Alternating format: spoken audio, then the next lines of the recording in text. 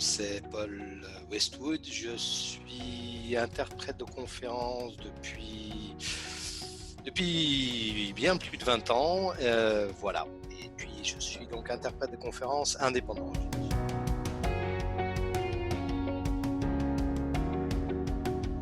Il y a des grandes organisations internationales type l'ONU, la Commission européenne, le Parlement européen et d'autres organisations semblables qui ont des interprètes salariés et qui couvrent à peu près 80 à 90% de leurs besoins. Après, ils font appel à des interprètes comme moi-même, des interprètes indépendants. Les organisations internationales comme l'ONU sont très formatées.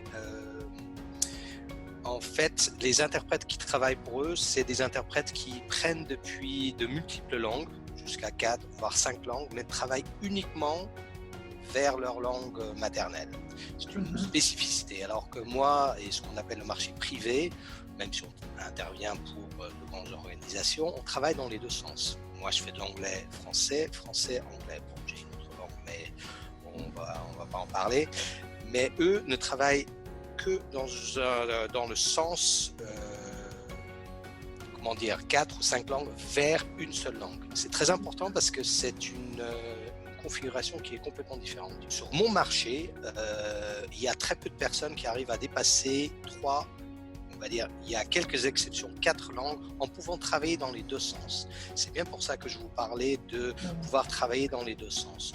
Ceux-là qui travaillent à l'ONU, tout est déjà donné à l'interprète, il connaît le sujet, tous les documents sont remis et ensuite les discussions vont s'enchaîner.